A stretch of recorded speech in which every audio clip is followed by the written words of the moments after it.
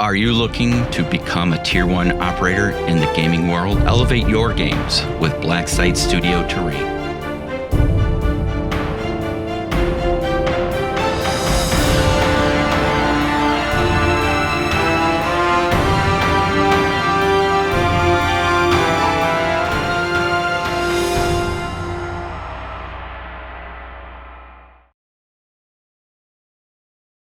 Folks, I hope you're stuck with us through our technical issue. I'm not sure what happened. Yeah, that was, I don't know what happened there. Apologize for that. The OBS studio totally crashed on us, and we are back. And let me start the question over I was given to you, Jim, before the failure there. Whether it's a game you've already created or a game in your library, what do you have within your collection that you consider the perfect war game? It may not be like the absolute perfect, but in your category or your library of games, what do you consider your perfect war game right now? Honestly, like you perhaps alluded to a second ago, there is no perfect war game. But one thing that I've sort of found is that let me think of how to frame this question somewhat succinctly. Okay, war games are like tools in your work chest. You have to have multiple tools for different jobs or whatever. Right. And there are some games that are going to work for certain things and not others. So the idea of like a perfect war game in a general sense might not be great.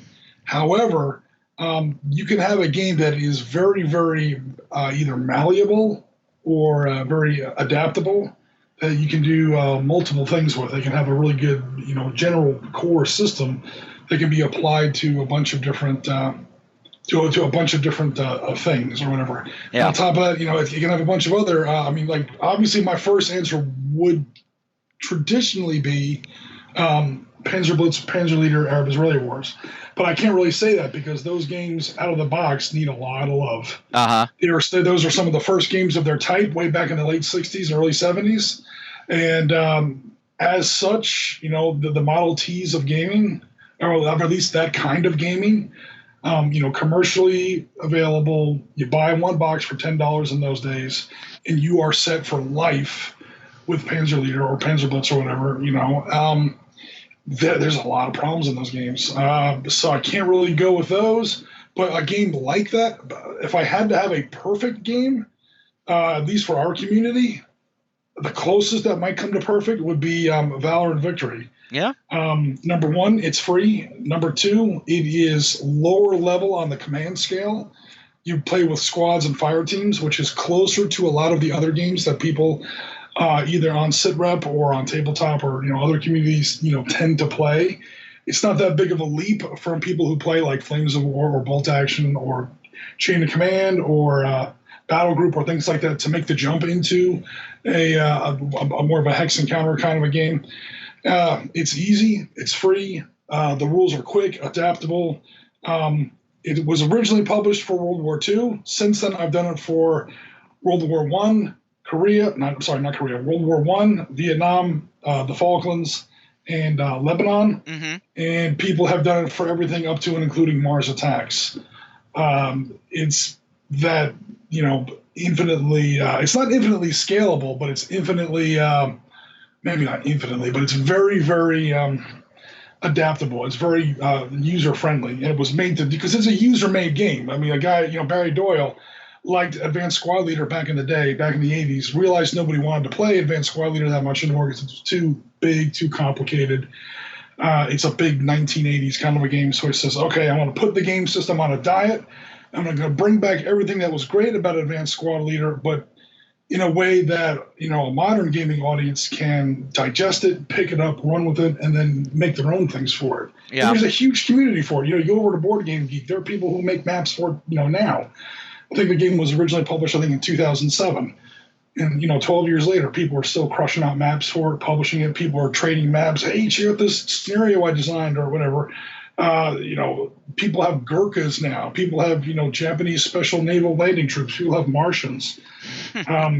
one of these days I want to do. I know I keep threatening this. I want to do Star Wars in Valor and Victory. I want to do some of the big battles we see in 4 through 6. That would be cool. Some of the original ground battles. Yeah. Just I will not make Ewok counters. That's just off the table. Oh, come on. Nope. I will make a Chewie counter. Chewie will be like a +3 hero, but it will be easy to do. Yeah. So yeah, just because of, and the other thing I want to do that has kind of been kicked around before, and one of these days I'm gonna, I have a weekend, nothing going on. Yeah, right. I have a weekend, nothing going on.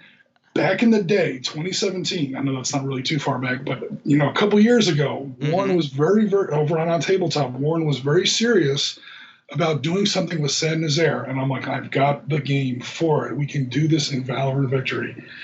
It would be a big map. It would be a big game, but we could totally do San Nazaire, Operation Chariot, the raid on that whole dry dock situation. Yep. We could totally do that in Valor and Victory. It would be about 100 pieces on the table. It wouldn't be a big deal. And you could do it in the right scale, the right scope. A hex in that game is usually about 20 meters. So a 2,000 foot long dry dock, big enough to hold, KMS Tirpitz, would fit on that map with no problem at all. We'd have to come up with something for the ships because there was a little bit of naval activity going on before that. Sure.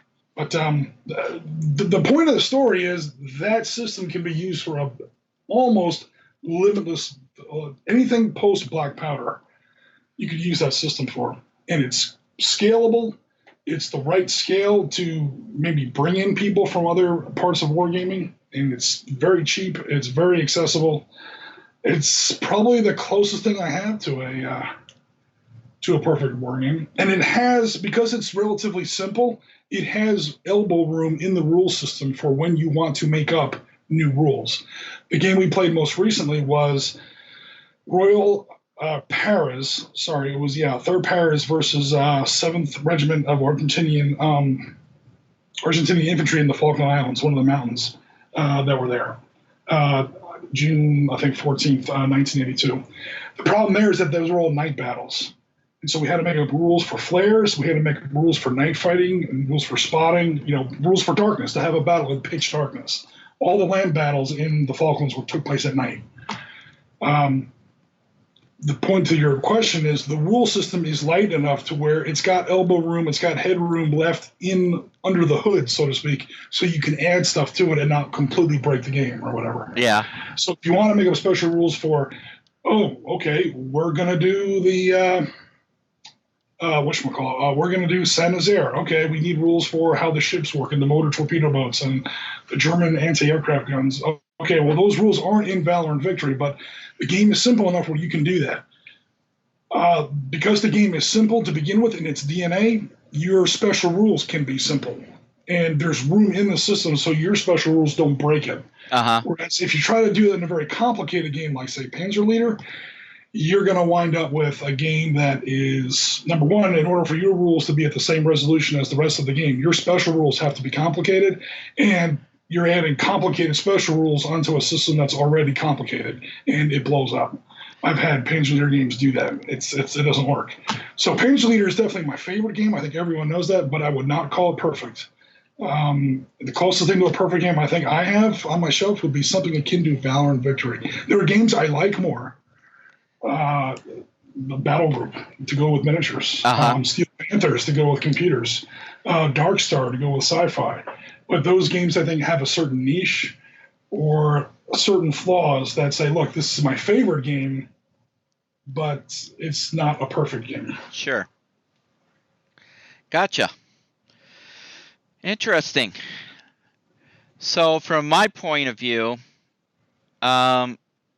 perfect game in my library. If I was talking miniatures, and this is going to get me kicked out of the modern community, for our mass battles, let's tone it to mass battles. Is Games Workshop's Lord of the Rings. Okay. It's a very solid rule set, and it does scale somewhat, but from a miniature standpoint, fantasy, definitely. If you're going down to squads and teams, then obviously Spectre Operations comes into play. And then Skirmish Sangan when you're getting into platoon company level, I think are those. But my perfect game, and you've already kind of discussed it, and I disagree with you on some. I think Advanced Squad Leader is probably and it's different reason for me is why I consider it the perfect game, because to me, there is so much to that game. You spend more time, honestly, I think, setting it up, getting the scenario. There's weather you can be involved. There's all these aspects. There's this whole culture and community around Advanced Squad Leader, even to this day. And for a game to stand the test of time since, what was first edition? 70? Oh, yeah, late 70s. Yeah.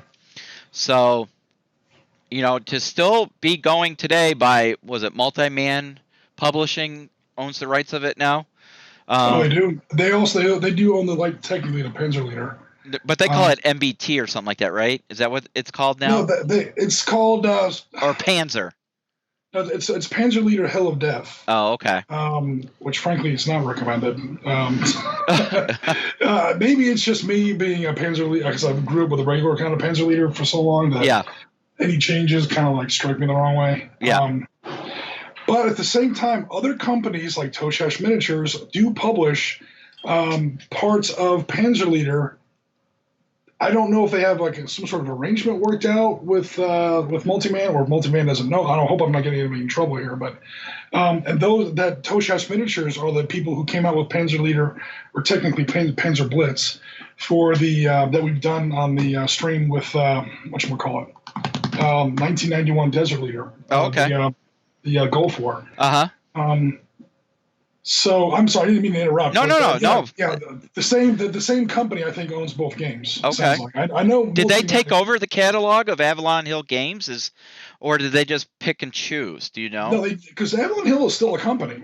Avalon Hill. Oh, come on! It really is not. Well, it's a division of Hasbro, right? Eventually, yeah. Yeah. It's a part of a part of a part of a part of a. But they don't print real war games anymore. It's what, House on the Hill and Axis and Allies. I was just going to say, they still make Axis and Allies. Yeah. I mean, they make Axis and Allies. For a while, Axis and Allies was a miniatures game. Yeah. It was a hex 15 millimeter. That's how I got into miniature gaming. That's how I got into Beasts of War. That's the reason there is an Oriskany. No, seriously, Avalon Hills, Axis and Allies, 15 millimeter miniatures. It was this weird miniatures hex kind of a hybrid game. It was like, oh, you want to play with miniatures and you like hex and counter games? Here's something that has a little bit of, it was super easy. You take it to the club, you set it up, people see it's three-dimensional, they see little toy tanks, and you play games with people, and that's how you get people interested in the more advanced games, down the road. Yeah. It was kind of like the gateway drug. The first one's free. Come on in, Yeah. Kind of a dark You analogy. game pusher. That's right. I'm the neighbor. But that's effectively what I used it for. It looks like a miniature game. It plays like a hex and counter game, and that's how what used to recruit people. Yeah. And looking around for 15 millimeter miniatures for World War II on the web, that's how I ran across Beasts of War, and the rest is history. But they no longer make that. They had War at Sea. They finally shit canned that, and they still make the Axis and Allies, the board game. That is probably more famous than the hex and miniatures game. But the board game, and then they're always making new versions of it. Like there's a Axis and Allies for Normandy. There's an Axis and Allies for World War I. There's an Axis, it's basically the same game with a new board. Mm-hmm. But they do still produce stuff. I just, they're definitely not nearly as big as they used to be. That's for sure. The big hex and counter companies nowadays are Decision Games still makes a lot of stuff. They're always publishing in the strategy and tactics magazines. Matrix Games, I think, still makes some stuff. Yep. There's still some big companies out there making old school hex and counter games. Historicon was awash with that stuff. The strategy and tactics, the company, they make their own stuff in house. Do they? And I got a couple of Vietnam games. I got a Poland game I still need to play. There at Historicon. for ongoing projects. Yeah, they're still around. I just don't think they're obviously not nearly as big as they used to be. Yeah. In the 50s, 60s, and early 70s, Avalon Hill was it. Yeah. People talk really about is. Games Workshop used to dominate the market. I started playing war games in 1985. Between 1992 and 93, I was part owner of a gaming store. It was 1997 before I heard of 40K and before we heard of GW. And serious, it's just not that. It was never that big a deal over here on this side of the water. Right. But what was BattleTech and Avalon Hill. Yeah. So FASA and Avalon Hill, also Victory Games, SSI, SPI, all those other companies. Yeah, there was what was the miniatures, the fantasy miniature? Was it Reaper Miniatures back then? What was that company? They used to make a lot of D&D miniatures. Yeah. Ral Partha. Ral Partha. Yeah. Back in the glory days of early. But yeah, I mean, I think my very first exposure to a war game, Avalon Hill, was Panzer Leader, Panzer Blitz. And then it went from there to, and now I don't know if I've said it. I know I said it to you, Jim, but I don't know if I said it publicly, but I'm on a quest to collect every Avalon Hill title. So that's buy a new house. So I mean, I just got Gettysburg, I got the Bull Run in, just got that in, and Firepower just came in, and Gunfighter or Gunslinger came in, and if you ever go to Historicon, do the casino trick. Yeah. Leave your wallet in the car. Because we went down to, what was it, Bob's Spaceman, whatever they called it, and it was just all this old Avalon Hill stuff. Some of it's still in the plastic. Awesome. It was all piled up. People were just cleaning out their garages. Here, take this stuff. Excellent. And, some of it's, even the stuff that had been opened was in really good shape, but some of it was still in the plastic. That would be incredible. And because I think I need to replace either my Panzer Leader or Panzer Blitz game, because when I got it, it wasn't complete, so I need to replace one of the two. So I've been thinking a lot, speaking of Historicon, because I've been painting up the exclusive mini. I was going to do that tonight but I figured we'd do the live broadcast, which reminds me of something else I got to talk about. But regarding Historicon, I definitely think next year SITREP needs to podcast from Historicon. The full 4 days or whatever, we can do the show from there and get some stuff going. Because I would love to get some games in and just talk to people. And I was super jealous watching you do your thing there. I can be honest with you and tell you it sucks sitting on this side of the computer screen at a convention. That's been me 100 times. I'm not used to. I mean, after Historicon and then us, skipping out on Gen Con this year, I'm like, oh, I've got the itch to get back and to work. So, I think we're gonna have to definitely look into doing Historicon next year. Yeah, great. Yeah. Speaking of live shows, and this kind of hurts me a little bit, to be honest with you. On Facebook, we had a poll going on whether you preferred a recorded show or a live show. Now, granted, we didn't get a lot of responses, so our N is a little low, but everybody who voted for a recorded show. Really? Yeah. I was surprised. On a live show. Yeah. So, okay, you spoke, we listened, so we will go back to a recorded format for the podcast. I think in a lot of ways it's probably the smart move, because we can tend to get more people on, on that, but that's okay. We'll continue to do hobby night on Thursday nights.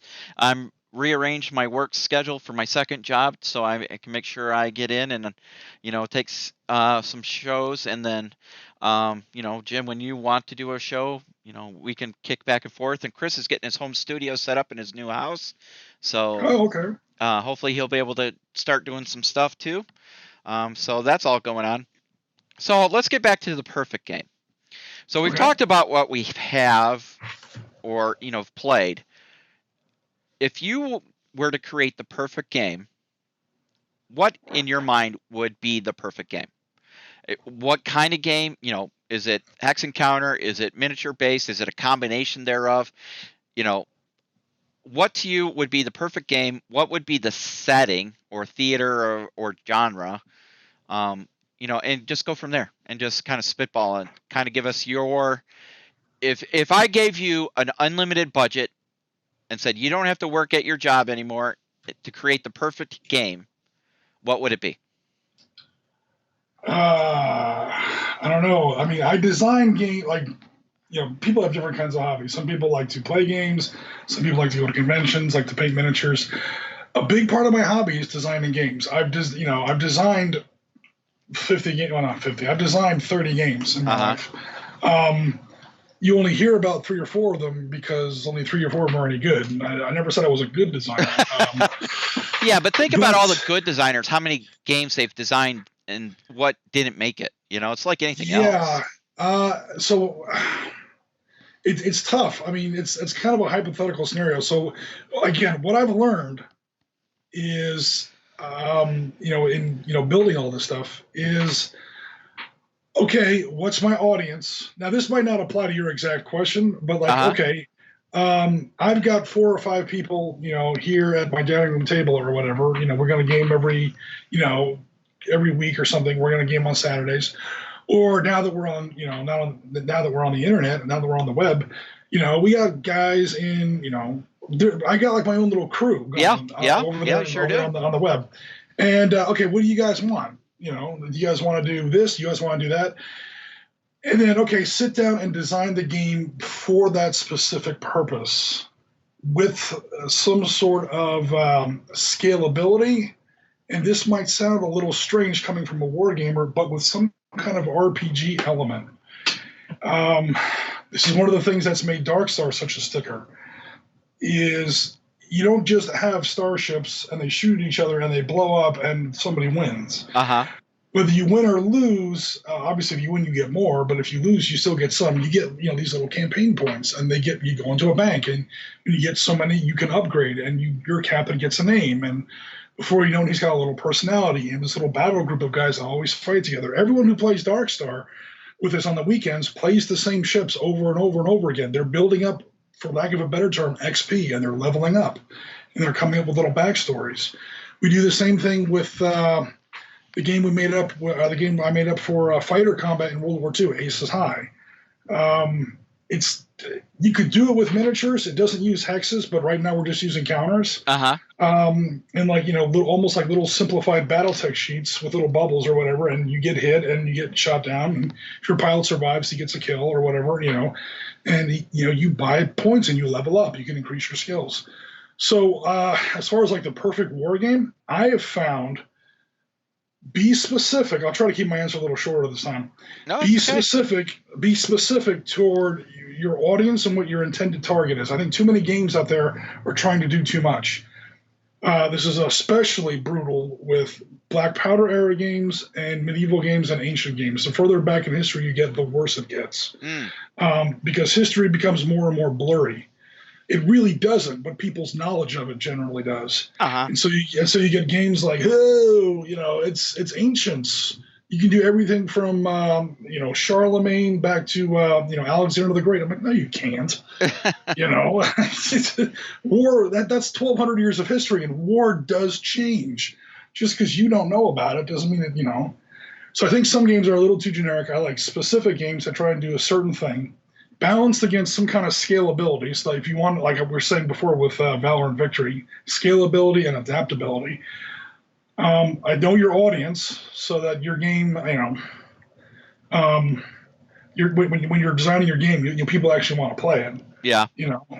And again, probably the weirdest thing is work in some kind of weird RPG/campaign mechanic in there, so that people will start to tell like a narrative story with your game.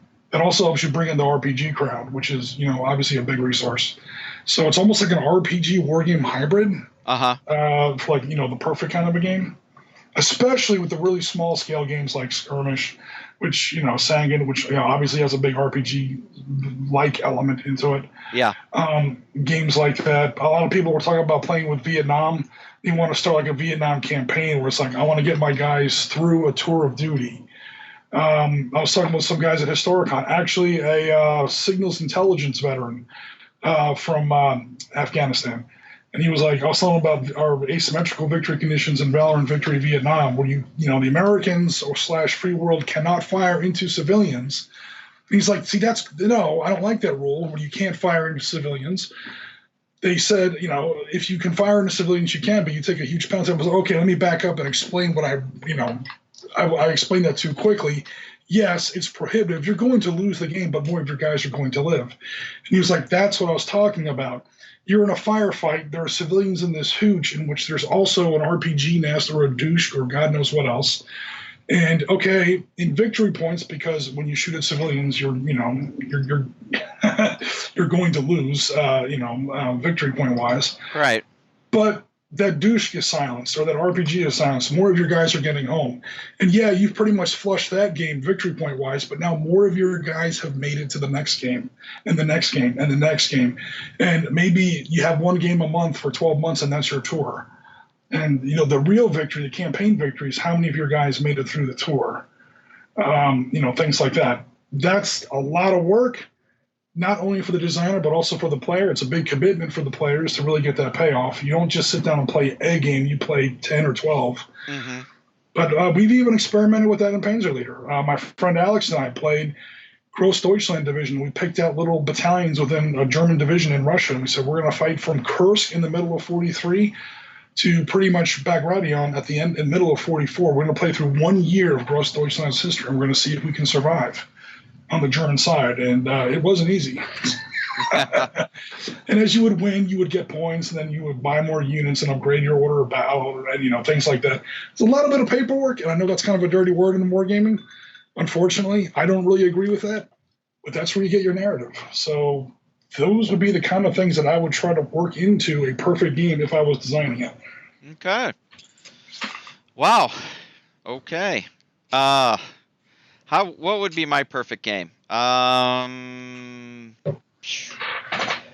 don't know. That's a tough question when you think about it. For me, it has to be one that grabs my attention and holds my attention. I fall victim to shiny syndrome a lot, where somebody who does really good PR makes a game look really, really great, and you get this game and you're all excited to play it, and you start playing it and you're realizing it's not that good, so Right. I have shelves full of games that are like, it's not that good. It doesn't capture the sense of excitement. I'm excited when it's like Christmas morning. You get that cool toy, you play for it until you're just bored of it, and then you're looking for the next big thing. I need something that captures my attention, holds my attention. And how do you do that in modern times? I don't know if our lives have gotten more complicated or just busier or just too many distractions. Everybody's competing for people's time. And I think the perfect game would be one that's flexible enough that you can easily take from one genre, one theater of conflict to the next, and have a little bit of hobby in it. I do like the idea of, personally, my game would be 3D printed. Okay. Reason being, I just got another 3D printer. I got a resin printer, so I'm learning this, and I've been looking for 10 mil or 6 mil files for armor and stuff, to do a 6 or 10 mil game. And there's not that many out there, so it's like but I strongly believe, and I know this has been spoken about in other shows, that the future of wargaming, miniature gaming, is 3D printing. It's not going to be people making the miniatures, it's them creating the files to sell for you to print at home. So Right. I strongly believe that's the way we're going to go. There's people out there that will disagree with that, but I truly feel that's how it's going to end up going. Just from my very first 3D printer, which I got 4 years ago now, maybe about 4 years ago to the one I just received this week. The technology is incredible. So the changes, it's like VCRs, to Oh God. DVDs. Yeah. Remember that? Oh yeah. Betamax. Remember Betamax? Vaguely. Well, Um, if you were a porn aficionado, you knew Betamax. That's what I was told. Because all the good porn was on Betamax. So whatever, I don't know that, but that's what. If you read any history about it, that's what they say. I was So watching a TV show that said the opposite. really, But yeah, they said that the fact that like back in the early '80s, these two formats were in direct competition, and yes. it was neck and neck. And part of what put VHS over the top was expanding into that market. Okay, well maybe I got it backwards then, but Okay. yeah, but so perfect game would be one that's easily accessible, one that you can grow with. That I guess I'm trying to recapture kind of the feeling. I started playing D&D back in early 80s. I'm talking 80, 81 or Right. thereabouts. So, first edition to second edition AD&D. Um, and I can remember spending hours and hours creating modules, scenarios, adventures. Yeah. Because I ended up being the DM a couple times, or a lot of times actually. And I remember creating characters hours upon hours, just creating characters. It was like I lived and breathed this game. Yep. And then I found this game with big killer stompy robots, and they had clans, and Oh stuff like yeah. that. So we played that, but I mean, D&D has always been my first love, and then anything TSR put out, I was all about, Indiana Jones, the role-playing game, Right. which kind of stunk, to be honest with you. I do have the original box still, but and then James Bond role-playing game. So, but anyways, I do agree with you that there should be some RPG aspect to the game as well, because you need to get invested in the game, and what better way? Yeah, like it's some way that the biggest scale we've done was battalions. The smallest scale might be a squad. But Uh-huh. that right there is a big group. That's from 8 guys to 800 guys. That's a lot of leeway there. Yeah. But where your force can evolve and grow, like even if it's an individual ship in Darkstar or a squadron of planes in Aces High or whatever, you get a bunch of characters together, and they go into combat. And okay, maybe you have to make up like the war, or if you're doing historically, you just set it in historical event or whatever. But Uh-huh. just letting your players build up their characters. Okay, you have so many points, like Darkstar. I'll just use that as an example. You Yep. get so many points, you get to buy something off of a list. Here's the list.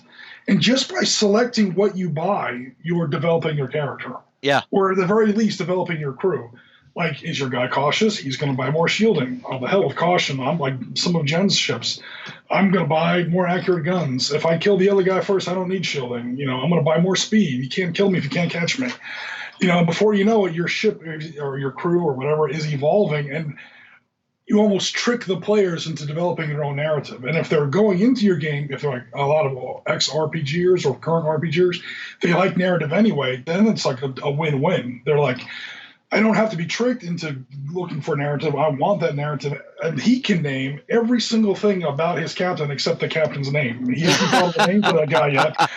But he knows everything about him because he knows what stuff he's bought. He's helped design his own ships. He's, like he goes in the Excel spreadsheet and we work together and we actually built the ship. So he's got his backstory but he's not really an RPG guy, so it's like, oh, I don't really have a name for my guy yet, but we know everything else about him. I could draw a picture of this guy at this point.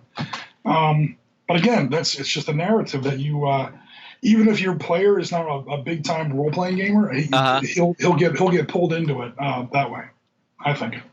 Excellent. Well, I am kind of embarrassed. We've had some people checking in, and Dennis said, greetings from Kansas, and he is sitting making plans in motion for HysteriaCon for next year. So, Dennis, we definitely want to get you out there, and get you at the table. Dennis has been a big supporter of us from the beginning, I think. Absolutely. Yeah, so we definitely need to get him. We We need to, you know how OTT, because that's where Jim and I met, was through OTT, Beast of War. It's still hard for me to say OTT. I'm sorry, Yeah. Beast of War just rolls off the tongue. But Jim and I, that's how we met, and a lot of our core group still, is from there, and then obviously we've grown from that.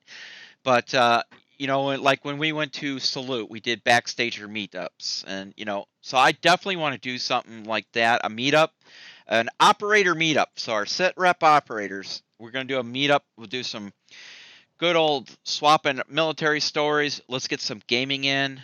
We'll have to come up with the perfect game for that, Jim. Yeah. Honestly, I think, at least for me, I think that would be Valorant Victory. You can, Yeah. For what you're talking about. Yeah. And here are the reasons. Number one, you can pack it in a suitcase. Yeah. Number two, it's the same kind of level that most people are used to playing. It's super easy. You can learn it in 20 minutes. And if everyone knows the rules, you can get through a reasonably decent sized game in like an hour or two. There you go. Perfect. As much as I would love to, and I've done it. I've taken Panzer Leader on the road. Me and Bruce Lee and Damon had a huge Panzer Leader game in the free time after the Bolt Action boot camp. I made that map with extra big counters, extra big map hex grid, and I put all my counters on the back of Scrabble tiles. Oh, wow. So they stack up like poker chips, and they're super big and easy to handle, but you need bigger hexes for that or whatever. That was a great game. But I don't know if that would be the perfect game for what you're talking about. I try to be objective in when people ask me these kind of things, and so there's my favorite, and then there's the best. And I'm a big boy, and I know that those aren't always the same thing. Yeah, yeah. So my favorite would be Panzer Leader. Obviously, it always will be. I'm going to be buried with a box of Panzer Leader in my casket. Well, that way when I get to the afterlife, I can start gaming with people. Wait a minute, you don't think the big man in the big chair doesn't have his own copy? Well, he better. He's supposed to be perfect. Yeah, I don't know if that would be the best venue for. The people I played with at the boot camp had some background in it, but to take to a big event like that, yeah, we'd have to come up with some more modern versions of it. Yeah. Like I said, we've got Vietnam, Lebanon, and Falklands for now. We could push that forward into Gulf War. I don't know if that big infantry battles are really a thing. Gulf War is more of a tank thing. Right. Well, but everybody loves their tanks, Yeah, but for tanks, Valorant Victory is not the best for tanks. No. How long would you say it takes for an average game of Panzer Blitz, Panzer Leader? Oh, if everyone knows the rules, yep. 3 at least, maybe 4 or 5 hours. So what time did you guys technically get done broadcasting and stuff this year when you were at Historicon? At Historicon? Yeah. Justin took us off the clock at like 4 or 5. He would render and post until like 6 or 7. And then we would walk around and try just look at games or whatever. I actually got into one game. That was the best fun I had at Historicon. I didn't even make it on camera until God knows when, 2 a.m. sometimes. The halls would technically shut down at midnight, but then we went down to the pub. I never made it to the pub because I ran across the guys from Black Powder Studios. Oh, did you? Cool. Yeah, just right out in the street. We stood there on the corner and just shot the shit for 5 hours until people were handing us money on the street. They're like, you poor people, here, have some cash. And we're like, no, we're not homeless. We're just sitting here talking. But it's officially, I think it closed down around 11 or midnight. But people were. We were done way before that as far as official work goes. Well, I'm just thinking, timing wise, if we did a show and then had a gaming night, members, anybody that wanted to participate, we try to do a big membership drive before Historicon, obviously, and get as many people, to participate. And I thought, Valorant Victory, I love the games that you and I have played. Okay. That the Vietnam game we played, I really enjoyed that. If we want to actually get a table at Historicon, We should probably start the wheels on that now. I will reach out to the guys Okay. because I would like SITREP to have an actual table where I don't know the setup because I haven't been there yet, and I know Yeah. I don't know. Is the vendor hall the best place to have Well, a table where we can we were, live broadcast as the show's going on, or where do you think's the best place for that? we had a little media suite, but nobody was really streaming live. Yeah, They didn't really have anything for that. There were 2 floors of gaming tables, and you have to have those booked out in advance. yeah, They like, what are you running? Let me, they actually vet you pretty hard. yeah, They want to know, they want to make sure you're not running, some. That said, there were some pretty cheesy looking tables there. yeah. There were some really bad tables there. So I don't know how hard they look at it, but I don't know. It's like, are you a member? Are you not a member? Honestly, I think the HGMS or whatever they call it, take themselves a little too seriously, to be perfectly honest. But then underneath that, there was a big, I can't remember the name of the hall. There's a huge hall, and that was divided right down the middle. One side was the vendor hall, where they just had people, playing, selling stuff. That shuts down firm at 6. And you can't walk in there. We had press passes. They wouldn't let us in there. And we wanted to go in there to shoot a segment. They escorted us in because, people have their merchandise there. Yeah, of course. They put a blanket over it, but there's, hundreds of thousands of dollars worth of stuff in there. Yeah, so, yeah. But then, on the other side of this little divide is the tournament hall. That might be our best bet. There were tons of tables there that nobody was using. Okay. There were some tables that it's very simple, those old government GP, particle board tables, but there's 50 of them in there or whatever, Yeah. That seemed a lot less formal as far as, space. And there were some very, very, I don't want to say low key, but the guys were really into it, so it wasn't like a casual game. But not everything was on a huge, 28 millimeter, table that took some guy a year to build or whatever. It took him 3 vans to carry it here. It was, some very simple setup kind of stuff. I know they do look very hard at, it is the HMGS, Historical Miniature Gaming Society. So we'd have to probably ask about any kind of, if we wanted to feature a Hex Encounter game or whatever.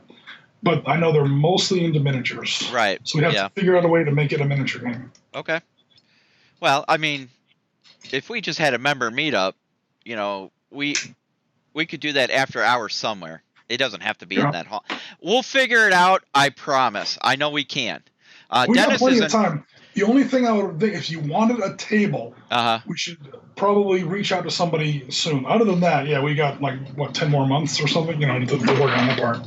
Well, don't you worry. I'm going to write an email right now as we speak to my buddy. I'm going to reach out to Chris, and we'll get us squared away right now. Dennis is in full agreement of a meetup. He thinks that would be extremely cool. So we will definitely. Are these comments on YouTube? Because I'm not seeing them on YouTube. Yes, they are. Okay. I apologize if I'm not responding to anybody. I do not see the comments. Are you looking at the most recent live? Remember, we had a breakdown, so you have to go back in and look for the live one and find it. Yeah. Every time I log into it, it says Did stream starts at 4:35. Okay. And then I see no. You don't see my comment on there, hello, Dennis, and all that good stuff? I see no comments. I see the chat window, but no comments. Weird. That's interesting. No worries. Okay.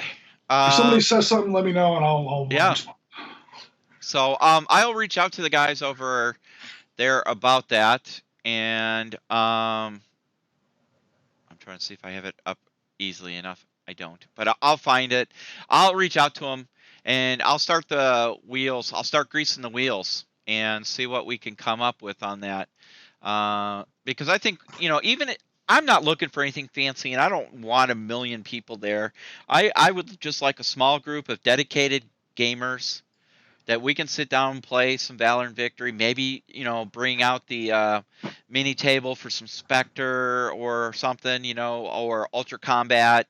Bring out the Ultra Combat Modern, because I know Chris is part of that, from the Phalanx Consortium. Yeah.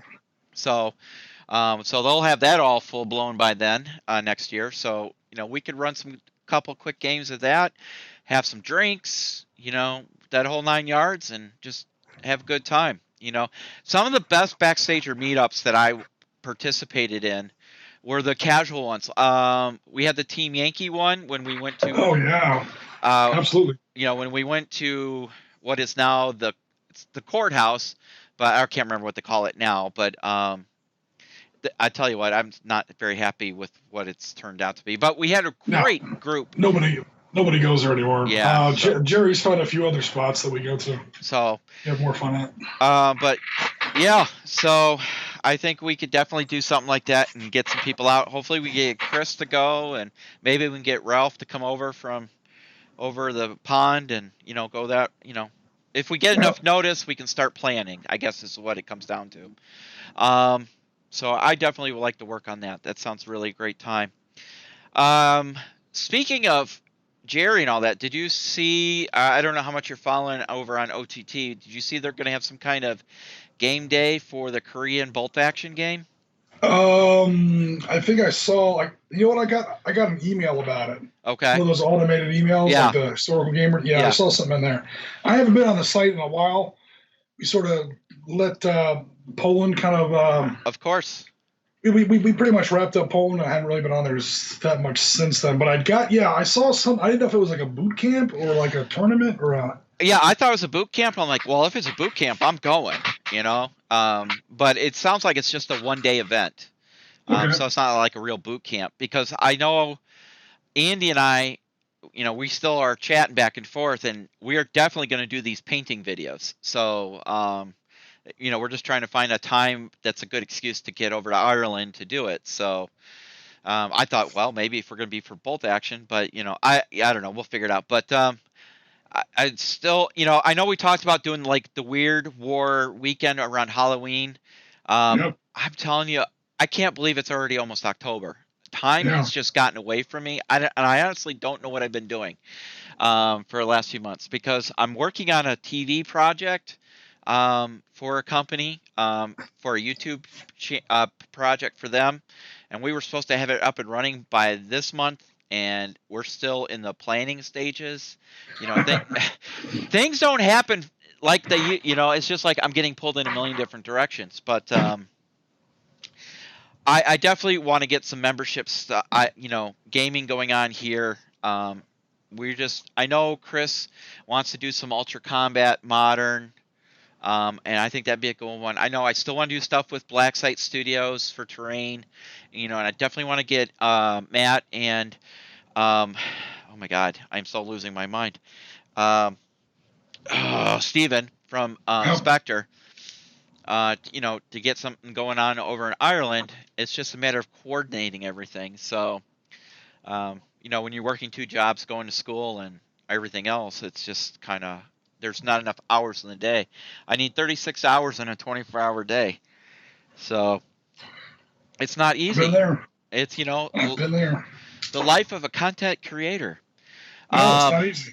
So no, it isn't. So let's, speaking of content, I got to give you props.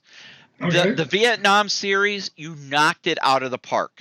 Oh, cool. Thank you. Have you been checking out some of the comments that have been on the YouTube posting? Yeah, I've been watching them on YouTube and on Tabletop, but I don't see them on Facebook. Okay. So. I tell you what, there were some really nice comments on YouTube. Yep. And I think you've really set a standard for some quality programming when it comes to this kind of stuff.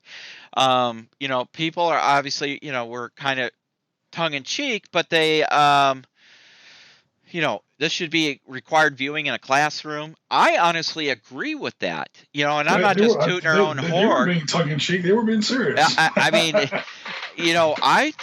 not because it's our own programming and stuff, but it's really educational. I learn a lot from it. I think you need the official title of the SITREP's official war historian. So. All right, I'll take it. All right. So Dennis says the Korean thing is a one day and is limited to 10 people. What? Yeah, it's like a mini camp. Yeah. It's not a boot camp, it's a bit camp. Yeah, a bit camp. Oh, so well, that's kind of sucky because I could have brought my MASH guys. Oh no. Oh well. we'll do something over here. But talking about Op Center, you have really set the bar on that, and I know it's a ton of work, and it puts you under a lot of pressure to push out that quality programming. And I know you're going to be taking a break Yep. for a few months, until the next series. We talked, and just keep continuously churning out just burns you out, and that's not fair because we're doing this because we love the hobby and we want you to have fun as just as much as you creating the content. So And to be perfectly honest, I mean, people who come out with like a show like the Op Center, I've clicked around other, like there's a bunch of podcasts I watch, there's a bunch of YouTubers I follow or whatever, and that's literally their job. yeah, They do this, and that comes with its own pressures. Like they have to get 1,000 views in the first 5 minutes, or they're out again, whatever. yeah, But at the same time, it's 10 hours of work a day, hour of commuting, an Op Center episode takes a week to do. That's if you know the material, yeah. like already. There's a little bit of research in there just to make sure I spell people's names right or whatever. But like, if we get into like some of the stuff that's been requested, like I literally have to learn about that. Mm-hmm. Like people were talking about, just to grab one out of the thin air. People were talking about Afghanistan, 79 to 89, the Russians in Afghanistan. Oh, okay. I could talk about that for one episode, but to do four, first of all, we have to do them in groups of 4 or 5 at least. Because you build a certain amount of stuff for an Op Center, and that's like a week of work. Now, if you're doing just one episode, okay, now you've got your basics done. Now spend another week making the Op Center. Well, you're already late. So if you make a whole bunch of stuff up front, like your assets, now you can use those assets through like 4 or 5 episodes or whatever. So doing one-offs sounds like it would be easier. I assure you it would not. It would actually be 10 times harder to do one-offs. Unless we change the format and it's just like me talking into a mic and maybe showing like 5 or 6 slides, which I don't know if that dip in quality would reflect badly on it. But to get back to the original point, if we wanted to do one about, the Soviets in Afghanistan, it would be like a good month of research before I felt competent enough to, be the, SITREP historian or whatever. I mean, right.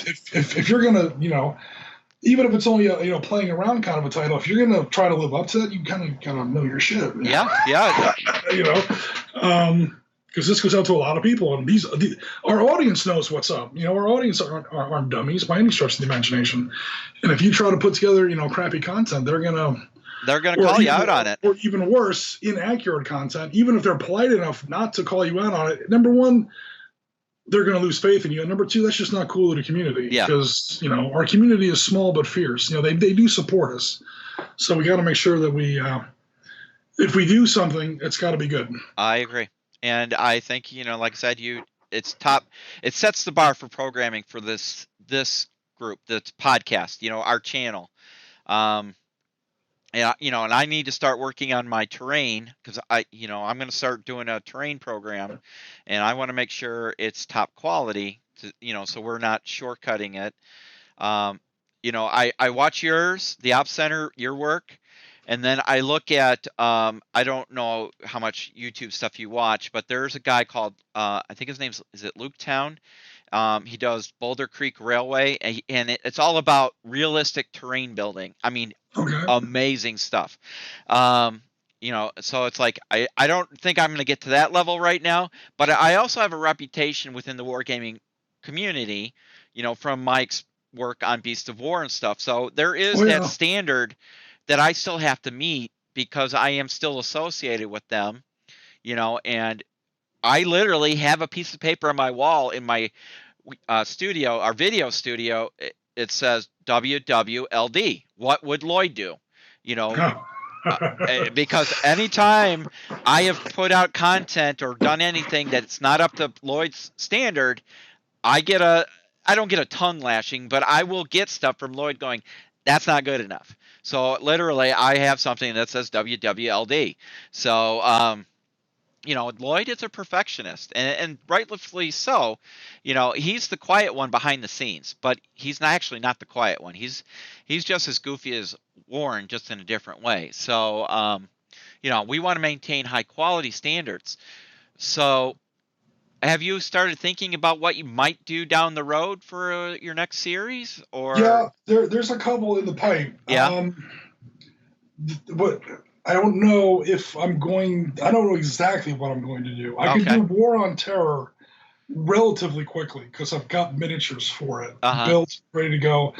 I've got, in 1 to 72, I've got the armies built. What I really want to do, sort of, or one of the other ideas, and this is slightly different from War on Terror, is 1991 Gulf War. okay. And before I do that, I have to buy some miniatures, build them, paint them, or whatever. So that's like a month before I even start, What scale doing would it. you do those miniatures? Would you do them Oh, at? I know. Not only do I know the scale, I know the box set. I would go to Battlefronts. Oh, I'm okay. always the biggest fan of your games, but I love your freaking miniatures. I will defend your miniatures to my dying day. I want to get Ryan's Leathernecks Okay. for Team Yankee.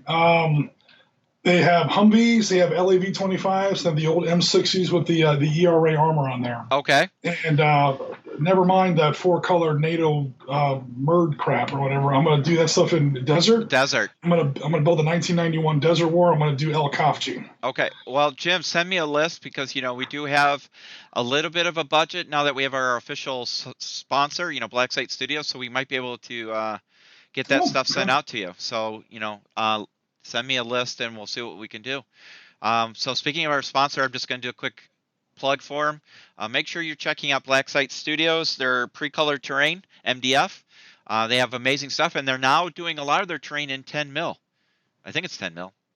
Um, now I'm going to sound like a dummy because I swear it's 10 mil.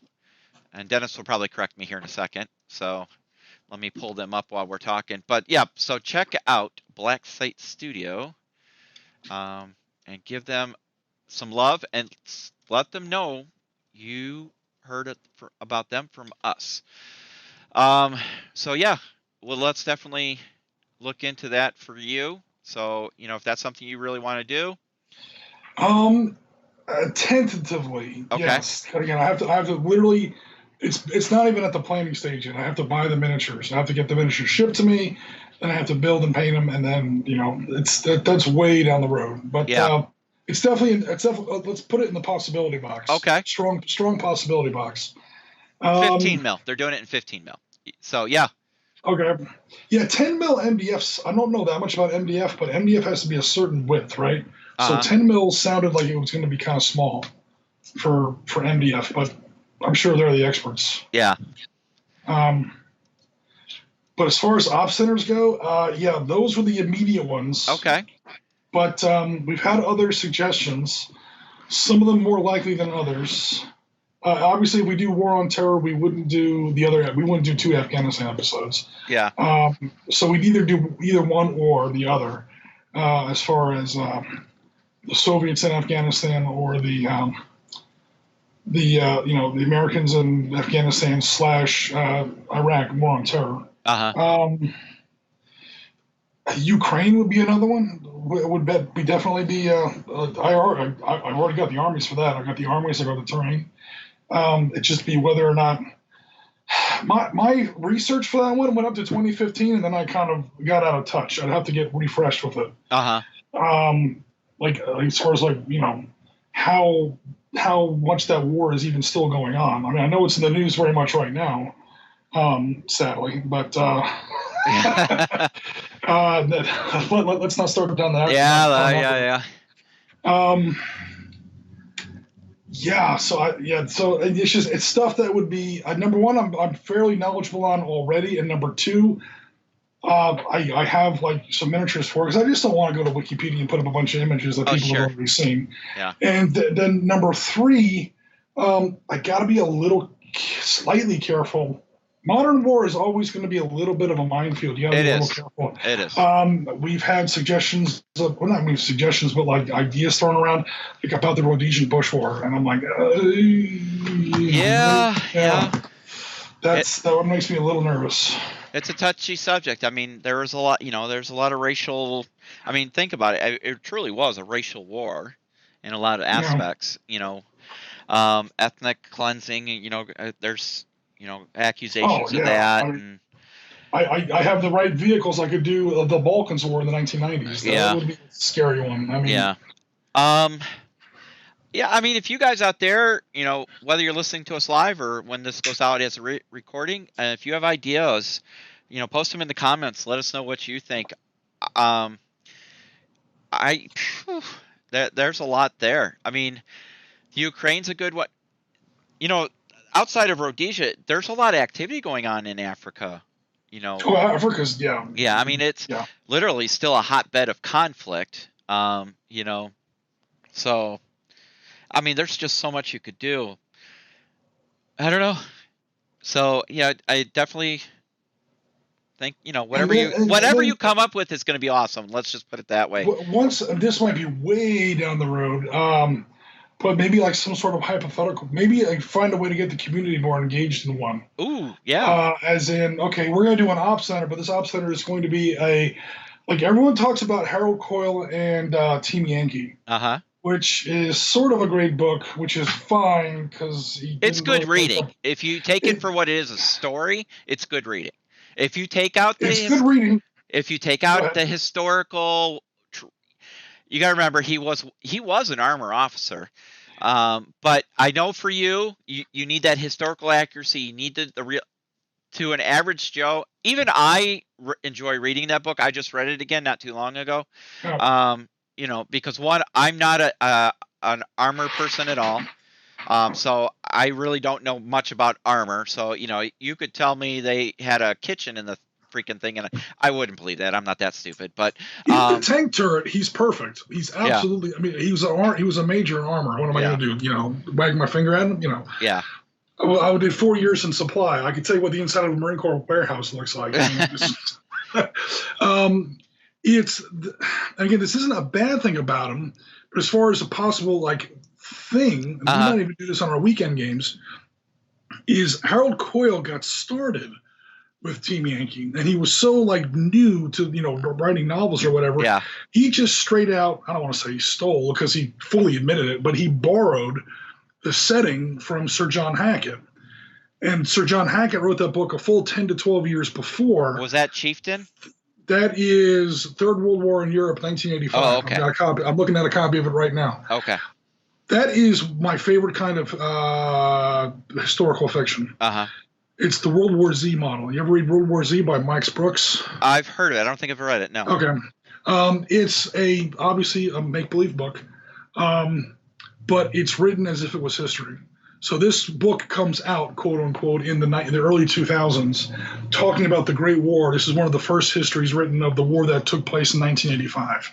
And it's written as a history. And it's written in that format. There's one about if the Allies lost in Normandy. There's one about if the Confederates won at Gettysburg. These are historical books about battles that never took place. It's true alternate history, and it's presented as such. It's written in that tone. Yeah. With that level of detail. So that's the book that Sir John Hackett wrote. This was a former, North Ag commander, or I'm sorry, not even that. He was commander of all NATO ground forces or something. I mean, he was like the top guy in the late 70s. So there is no authority higher than him. But he's writing what was for him 10 years in the future. And so he made some guesses, the most educated guesses possible on the planet, but they were still guesses. Harold Coyle grabbed that and used that wholesale as his larger setting in which he put his small tank company, Team Yankee, story in. So he's his own writer, obviously, when he's doing his tank turret stuff, how that team works, how that battalion works. He's friends with the S3, but he hates the S2, and, that whole thing. I've seen that stuff firsthand. So, that's all him. But as far as like what's going on in the greater, not to spoil how the book turns out, but what's going on in the whole world or whatever, that's all another writer. Now that's Harold Coyle's first book. Then he writes 2 more novels. He's still writing novels now, but his next 2 big novels are actually kind of my favorites, are the ones that come after Team Yankee. That's Bright Star and Sword Point. And that's theoretical U.S. versus Soviets. Let's throw down. All the gloves are off. We're going to town for real. A Bright Star is based on the Bright Star exercises we still hold with Egypt every year. Egypt is one of the biggest military powers in Africa. So you have a huge war going on between Libya and Egypt, 2 enemies that absolutely do not get along. Of course, Libya was still like a full country back in those days. Libya backed up by the Soviets, Egypt by the United States, and so now you have a Soviet and American full-scale Team Yankee style tank battles over some of the same battlefields that the Desert Rats used to fight over back along the Libyan-Egyptian border. And then Sword Point is the same thing in Iran.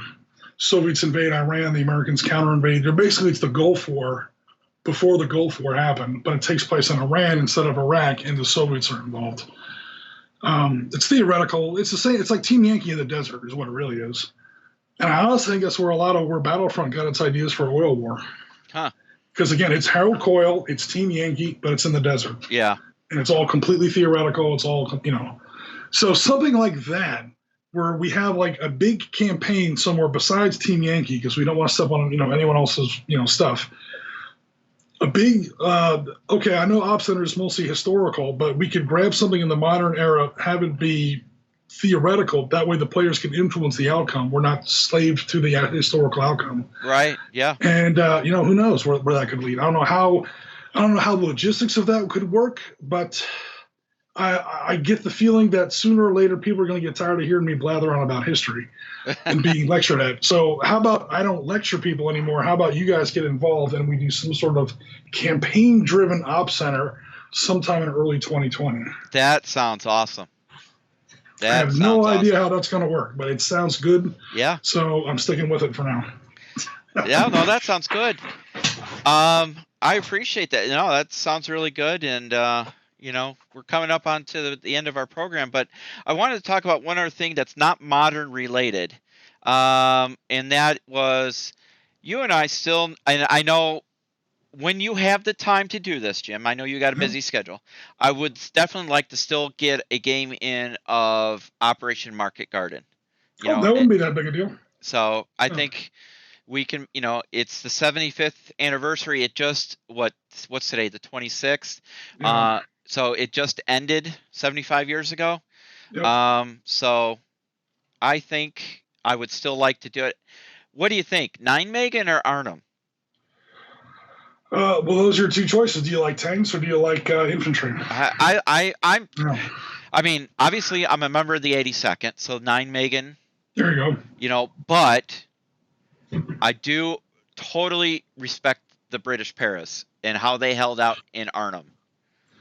I would kind of stick to my original suggestions, and we don't have to do both. We would pick one or the other.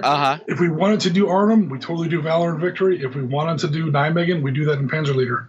In fact, that scenario over the Vol River has been designed. Somebody out there has it. Yeah.